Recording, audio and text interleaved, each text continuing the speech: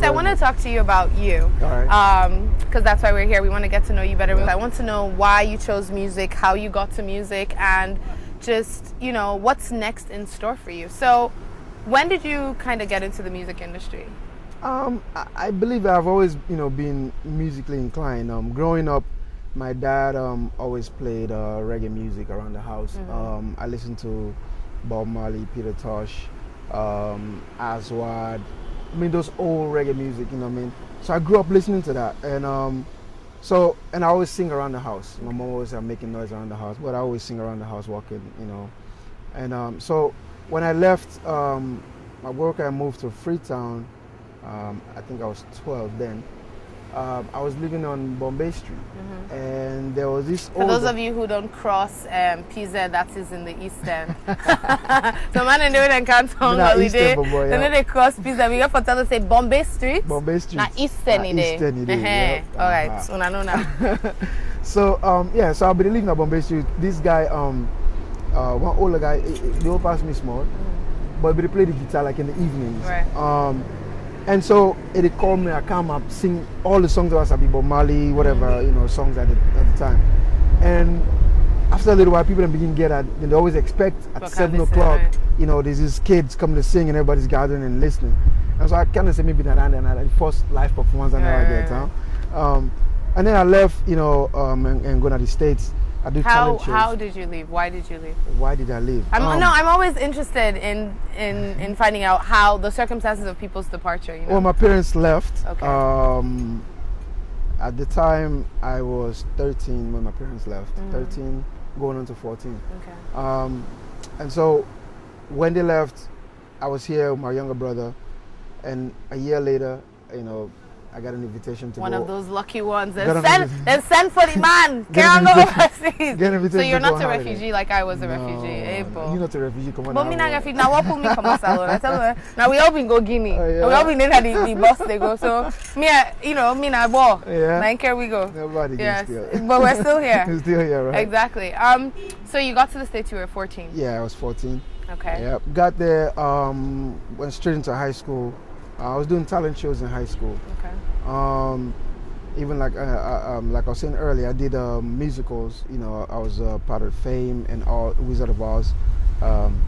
In my 12th grade year, part of the Black History Month celebrations, they asked me if I wanted to do a live band show. So I had some Jamaican friends at that time. Oku Salomon be in America, right. So all my parties have been Jamaicans. So one of my Jamaican friend in Papa been get a band. So we decided to put together this band, a bunch of young guys, and we rehearsed. We had this massive show. It was you not begin good at that then? I began short dreads. Okay. Not be long, but I'm short. They grow. Okay. So what we do that show, then guys in the end up for go on and record like 3 albums. Really? But my papa not big girl stay on the band. Of course not. No. In Africa, man, we take a left in begin for go on, they make music. We don't pull you come out all the way to Magburuka. But I make free foolish life, they go and make music. What kind of foolish life? You have a land book. I am thankful that your father sent you to school. Of course. What else is supposed to do? Come on now. They were stars, man. Please, you must go to school. It's the African way. School first, passion later. Yeah, so, exactly. So I end up, I know they're the band go on and make 3 albums, blah, blah, blah, right? Wow. Yeah, me ended up for joining the military. Yeah? Okay. Yeah. Wow. So you graduated from high school. You wanted to become a musician and go with this band. I wasn't really thinking about being a musician. It was just that I was with this band. It was cool hanging out with them. We had fun. They were recording stuff. But my dad did not like me coming home. My eyes are red. No, Daddy, I wasn't smoking weed. but when you're rehearsing, and they're burning it. Oh, okay. I was going to say you want cinema, you don't mean the smoke that the smoke number that the contact. Yeah. Oh, okay. So you're not like Bill Clinton. Okay, I see. I understand. You smoke, but you not inhale. I understand. Not a problem. Yeah. Anyway, you're not a big man now. Anything you want to do, you can do. Papa not there. Papa not there, right? Yeah. Okay, so basically your dad didn't kind of like the lifestyle. No, so the lifestyle of being in that environment, he was not too kosher with. So, okay. Yeah. And the alternative was joining the military? The US military at that? I joined the army kind of by happenstance. I graduated from high school. I began to go Howard University. Okay. I was actually majoring in chemistry. Big up to Howard. I wanted to be a doctor, so I'm like, oh, you know, because I was music doctor, you know. Yeah, I wasn't thinking music, honestly. Right. Like, I wanted to be a doctor. I was majoring in chemistry. My parents, having left here, the time they left here, they were not in tune with the American, you know, educational system and all that. They don't know financial aid and loans and this and that. And I didn't know either. So, which is kind of my fault. I probably should have went to the counselor or something. I think you should have. Yeah. But instead you did make music. Yeah, no, I understand.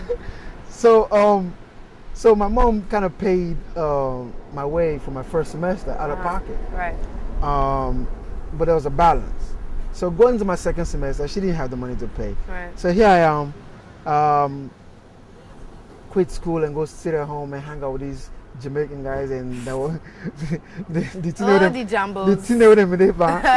If I've been dating, we love Jamaicans, by the way. I love them. Yes, and love them. Yeah, but that lifestyle that the guys that were hanging out with, you knew it wasn't right for you. It wasn't good for me. So, so even though I never thought I was going to go in the military, I absolutely did not think I was going in the army. But I wanted to get away, and this was a way for me to get away, and at the same time get money for school when I'm finished. So I went to the recruiter and I told him, look, I want to join the army, but I want to get away from here, far away from here. So guess where he sent me? Texas. Nice. So you were in Maryland to Texas. Okay. Did your parents support your decision to join the military? My mom did not know I was going to the military until I was leaving for boot camp. Wow. It was because I can imagine African mama from Magburuka. Yeah. Hey, they can't go kill me again. Yeah. You know, like you think of the army, they can't carry and go society for go first. That's the reaction. You join the US military, you will go off to fight somewhere. You will go to war some point. Yeah. Yeah. The only good thing is not Bill Clinton with that power. Okay. So you know be like war. The peaceman. right. Okay. Cool. So yeah. How long were you in the military? Total 13 years. Wow. I do 5 years active full time, and then the rest of the time I was on reserve. Yep. So I joined the army in '93. I was in reserves. '95 I go full time. I come back from full time in 2000, and then spent 6 years in the reserves after that. Wow. How did you get out of the military? Or why did you decide that it been do so for you? I mean, I've been like what I did in the military. Couple of reasons why I come out. '97, my daughter, my oldest daughter, was born in January '97. I was so looking forward to that, her being born. And then right before them born, I got orders to go to Egypt. So you were deployed? Yes. And that was kind of like devastating to me. Right. I left 2 weeks after she was born. Leaving her was the hardest thing I've ever had to do. All right. So I was in Egypt for a whole year, and the whole time I was there, every time I called home, it was just heartbreaking to hear my daughter's voice in the background, and I'm not there. I missed everything. I missed every first. I missed first footsteps, everything. I missed the first birthday. But you know, say you're not African papa. Most African papa, they're not king day for them kind of thing. Not me. Who's the American? I